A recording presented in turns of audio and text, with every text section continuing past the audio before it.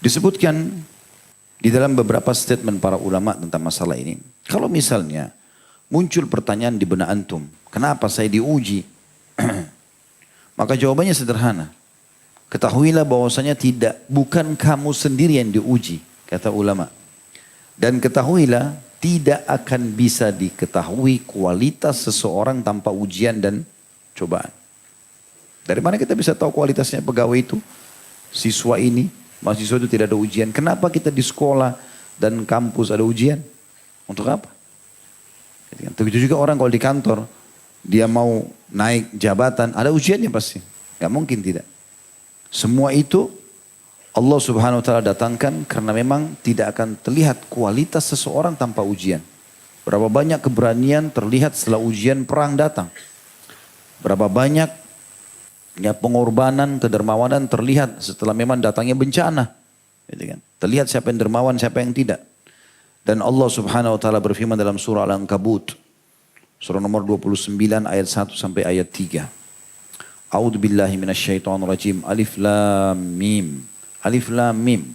Huruf-huruf pertama dalam Al-Qur'an yang Allah lebih tahu maknanya. Ahasiban nasu an yutraku an yaqulu amanna wa hum la yuftanun. Apakah manusia mengira mereka akan dibiarkan sementara mereka mengatakan beriman dan mereka tidak diuji? Pasti diuji. Benar gak imanmu ini? Benar gak kau loyal dengan perusahaan? Walaqad fatanna alladhina qablahum. Dan kami telah menguji orang-orang sebelum mereka.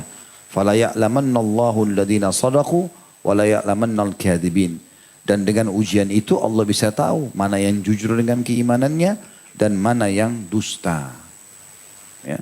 Waktu sahabat-sahabat Nabi dengar, kebetulan mereka tidak ikut ke Badar, lalu mereka dengar sahabat-sahabat pulang dari Badar, oh luar biasa malaikat hadir. Pemimpin Quraisy si fulan mati, si fulan mati. Tadinya mereka takut perang. Tapi setelah mereka perang, mereka rasakan kenikmatannya. Karena artinya mereka gembira, menang, agama Islam dimenangkan. Allah berikan mereka ghanimah yang sangat banyak, dijamin surga bagi mereka. Akhirnya orang-orang yang tidak hadir penasaran nih. Ya Rasulullah, kalau ada perang lagi kami mau ikut. Subhanallah, 1 tahun setelah itu, Badar tahun 2 Hijriah, dia tahun 3 Hijriah, terjadi perang Uhud. Maka pada saat itu Allah subhanahu wa ta'ala uji kaum mukminin dengan kekalahan. Setelah mereka menang, mereka kalah. Lalu Allah turunkan firman-Nya. Allah mengatakan, walaqad kuntum tamannawna al-mauta min qabl faqad ra'aitumuh. Dulu kalian banyak ngomong nih. Oh mau mati syahid, mau seperti di Badar. Sekarang kalian sudah lihat, mana buktinya? Jadi Allah SWT uji. Dan di situ kelihatanlah, muncullah Anas bin Nadhr, muncullah Hamzah bin Abdul Muttalib dan sahabat-sahabat Nabi memang yang betul-betul jujur dengan keimanannya, memang cari kematian dan mau surga.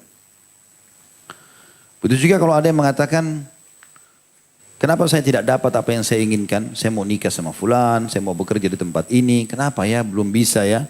Maka Allah subhanahu wa ta'ala mengingatkan tadi dalam Al-Baqarah ayat 216.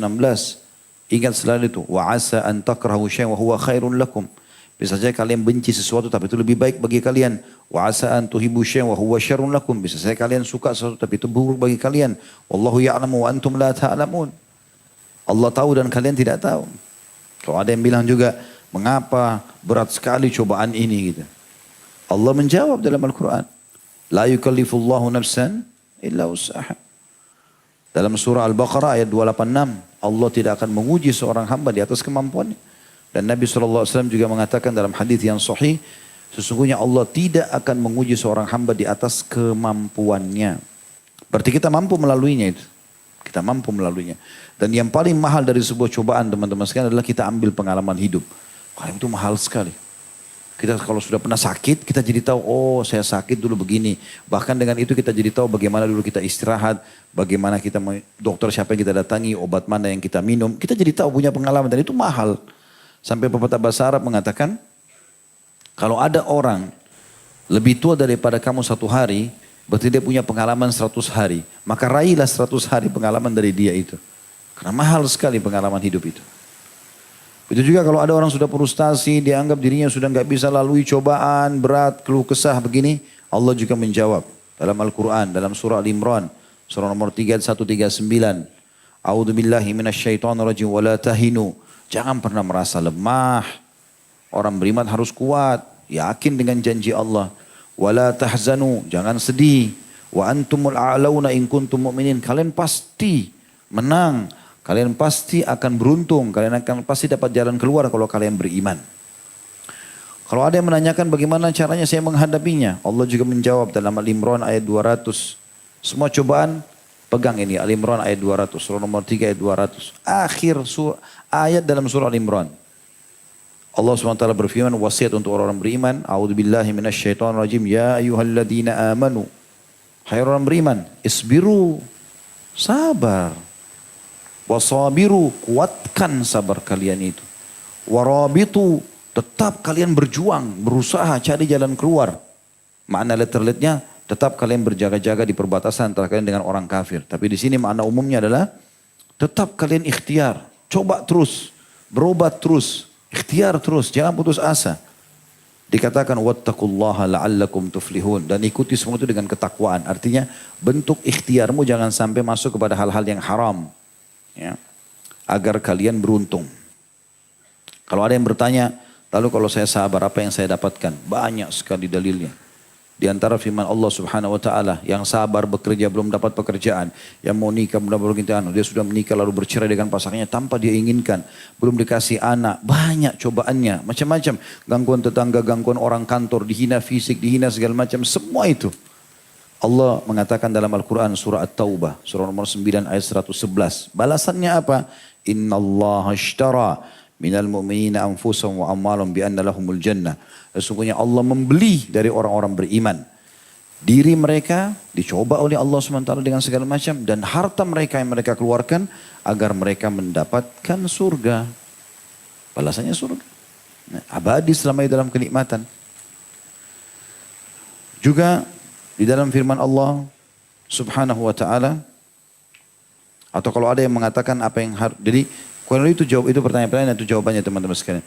Jadi kita harus kembali kepada keyakinan kalau semua takdir adalah kebaikan yang Allah berikan. Walaupun itu buruk di mata kita. Dan Allah Subhanahu wa ta'ala menyuruh kita untuk bertawakal kepadanya.